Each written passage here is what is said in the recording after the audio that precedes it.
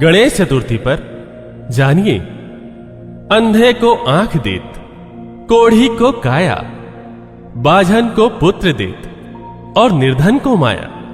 वो आदि गणेश कौन है जो श्री गणेश जी से भी पहले थे और आगे भी रहेंगे। वो ही सर्वप्रथम पूजा के योग्य हैं। वो कौन है, उनकी पूजा की सही विधि क्या है, जानिए और देखिए प्रमाणों के साथ। कौन है असली विघ्नहर्ता? गणेश जी को सर्व विघ्न विनाशक नाम से जाना जाता है, लेकिन इनकी स्तुति और भक्ति पूजा करने वालों के विघ्न नाश क्यों नहीं होते? शास्त्रानुसार सिर्फ कबीर परमात्मा ही वास्तव में विघ्न विनाशक है। श्री गणेश जी के माता पिता को आप सभी जानते हैं, पर क्या आप जानना चाहते हैं कि गणेश जी के दादा परदादा कौन है? तो विलंब कैसा, आइए और देखिए। ज्ञानदाता गीता अध्याय नंबर 15 के श्लोक नंबर 16 और 17 में ये स्पष्ट है कि तीन परमात्मा, एक क्षर पुरुष, क्षर पुरुष और अक्षर पुरुष और परम अक्षर पुरुष, उनको ऐसे भी बोला जाता है क्षर ब्रह्म, अक्षर ब्रह्म और परम अक्षर ब्रह्म। अब वो तीनों हैं। जड़ तो परम अक्षर ब्रह्म है, अक्षर पुरुष को हो, अक्षर परम अक्षर पुरुष को हो, और तना और डार, ये इसमें जानकारी दी है पवित्र गीता जी अध्याय नंबर 15 के श्लोक नंबर 16-17 आपको दिखाते हैं। देखिएगा श्रीमद् भगवत गीता, इसके अनुवादक हैं जय दयाल गोविंद का, गीता प्रेस गोरखपुर से प्रकाशित है।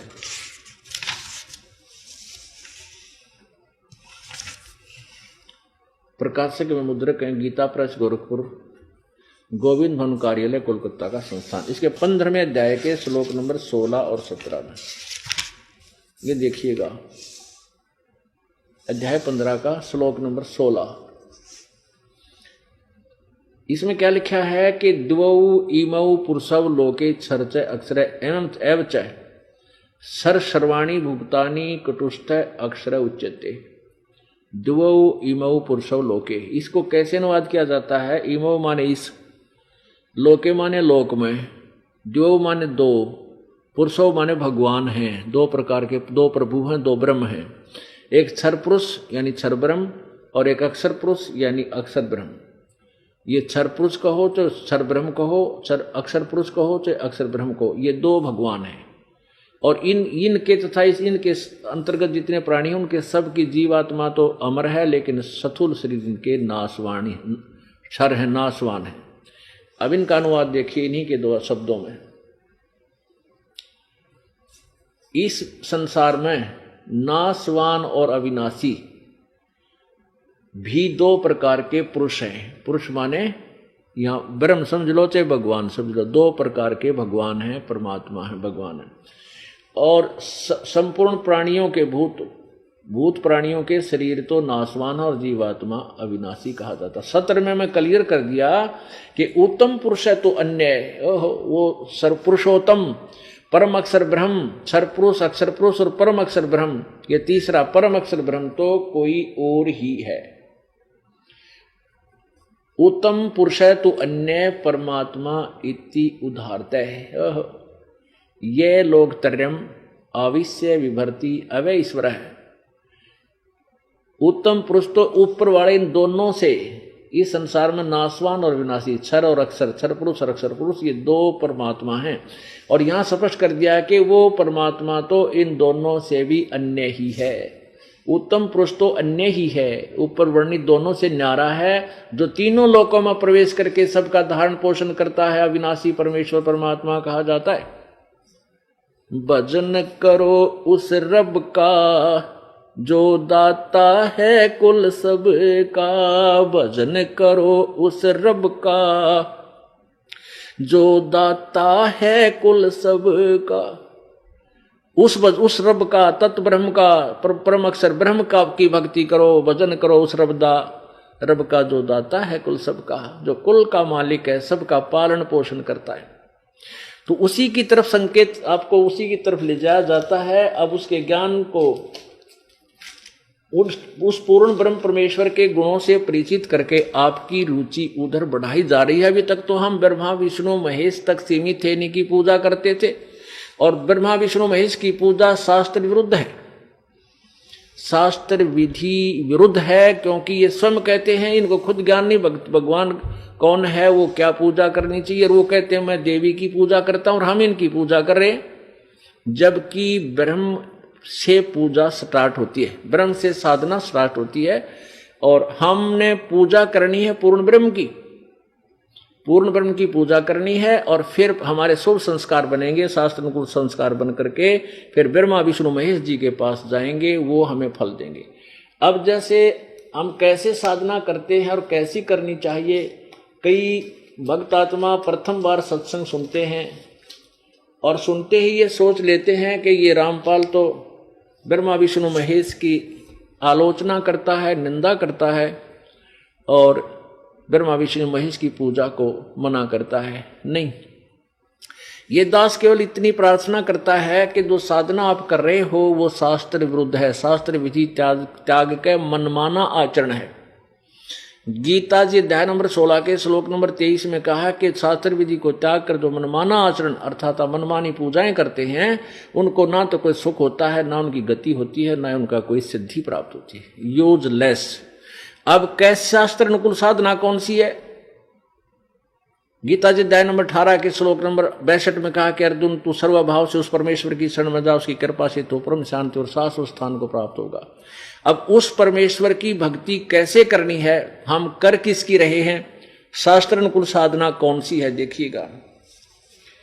अब जैसे आप कोई भक्ति रूपी पौधा लाए, आप मान ले आम का पेड़ ले आए, पौधा छोटा सा, और उसको ला करके आपने मिट्टी या गमले में कैसे लगाया, जड़ को मिट्टी में दबा दिया गहरा, और फिर पूजा शुरू की, सिंचाई शुरू की जड़ की, और उस जड़ की सिंचाई करने से वो पौधा फिर पेड़ बन गया, फिर उसके टहनियां आई, शाखाएं, उन शाखाओं का फल लगे, उन फलों से हम वो फल हमें उन शाखाओं ने दिए।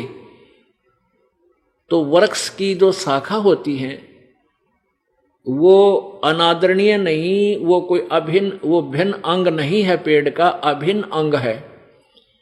उनको छोड़ना, तोड़ना, फेंकना कोई कह नहीं सकता जो समझदार व्यक्ति होगा। अब देखिएगा, ये शास्त्र अनुकूल पौधा, भक्ति रूपी पौधा ऐसे बीजना चाहिए, यानी शास्त्र साधना ऐसी है। देखिएगा, ये है एक, मान लिया हम पौधा लाए, शास्त्र अनुकूल साधना अर्थात सीधा बीजा हुआ भक्ति रूपी पौधा, ये तरीका इसके बीजने का। ये परम अक्षर ब्रह्म, ये परमेश्वर है, कबीर देव है, कबीर जी हैं, सतपुरुष है, और ये जड़ है इस भक्ति रूपी पौधे की, पेड़ की, पौधे की। अब यहां इस पौधे की हमने जड़ की सिंचाई की, यानी इस मूल परमात्मा की हमने भक्ति प्रारंभ की।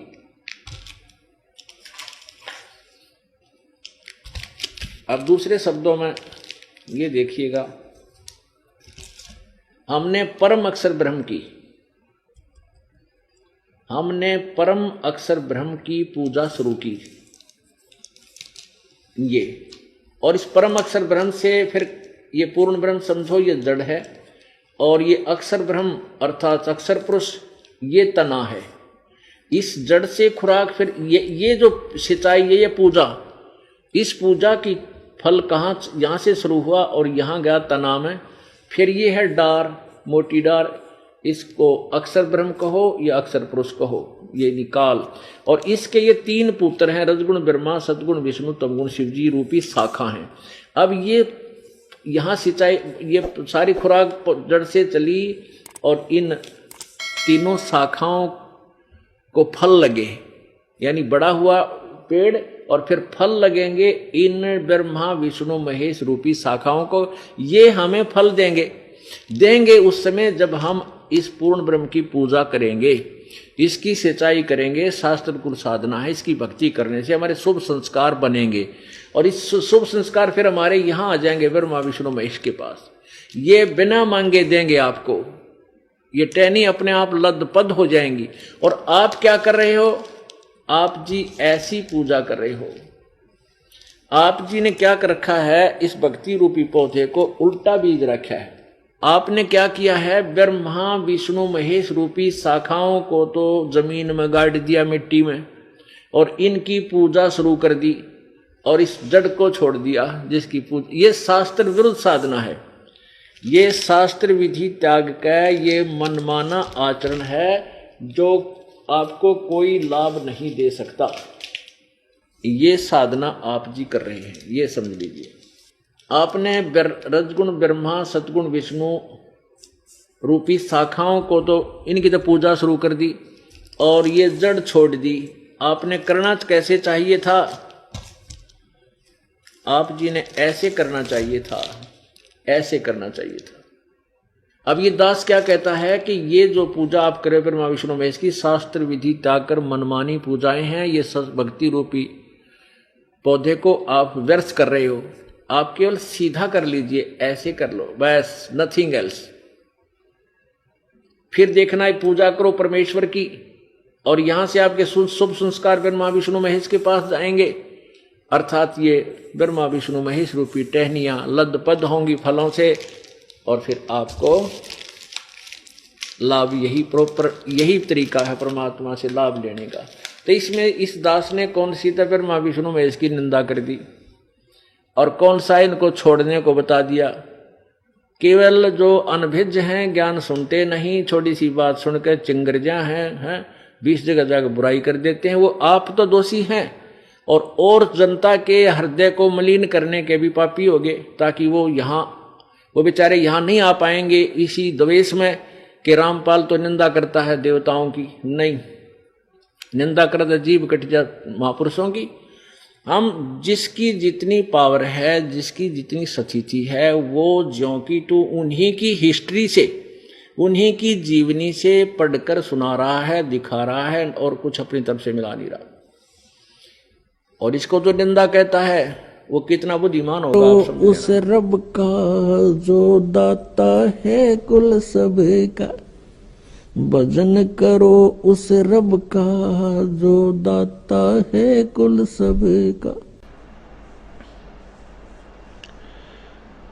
हमारे को जो सुख होता है वो हमारे पुण्यों से होता है, शुभ संस्कारों से होता है।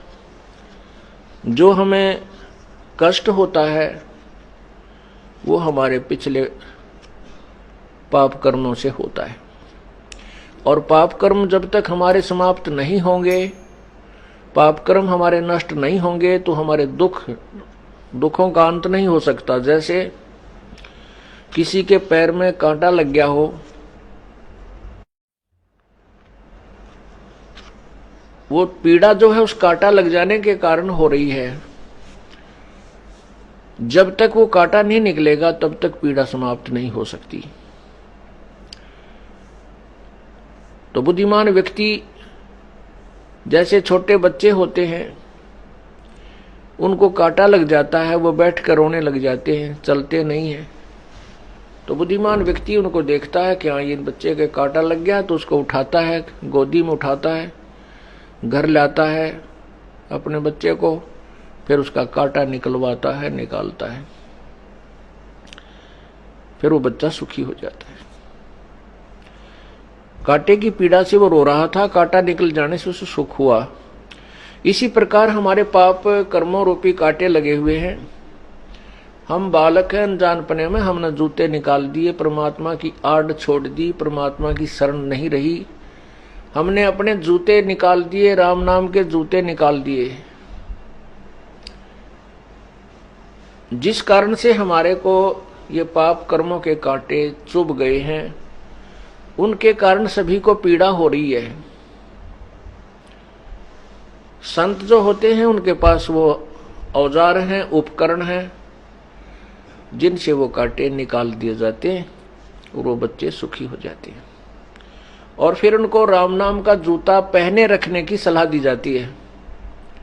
फिर वो बच्चे जिनके पैरों में पीड़ा थी, उनको पता लग गया था कि तुम्हें पीड़ा जो है कांटा लगने से हुई है, कांटा लगा नंगे पैरों से, या जो जूते चप्पल पहन रखी थी वो कांटों से प्रोटेक्शन नहीं कर सकते थे, बचाव नहीं कर सकते थे। जैसे कोई नाम जाप करते हैं जैसे तीनों गुणों रजगुण ब्रह्मा, सदगुण विष्णु, तमगुण शिव जी की उपासना भी करते हैं, ब्रह्म की, माता की, दुर्गा की, मसाणी की, ब्रह्म की, परब्रह्म की, इनकी पूजाओं से ठीक है कुछ राहत तो मिलती है, लेकिन पाप रूपी वो कांटे नहीं निकलते।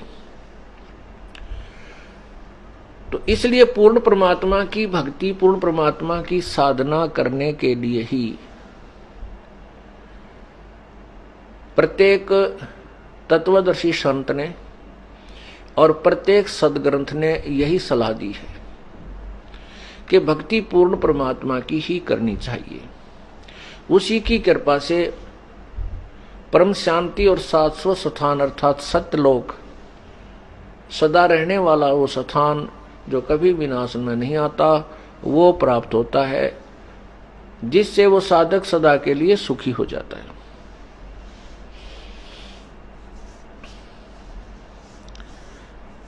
पुण्यात्माओं, कर्म के जो पाप कर्मों के कारण जो कष्ट दुख होते हैं, उनको न तो ब्रह्मा विष्णु महेश कोई परिवर्तन कर सकते हैं, अर्थात पाप कर्मों का जो दुख है उसको वो समाप्त नहीं कर सकते, और न ही दुर्गा कर सकती है, न ही ब्रह्म कर सकता है जो ज्योति निरंजन, और न ही परब्रह्म कर सकता है।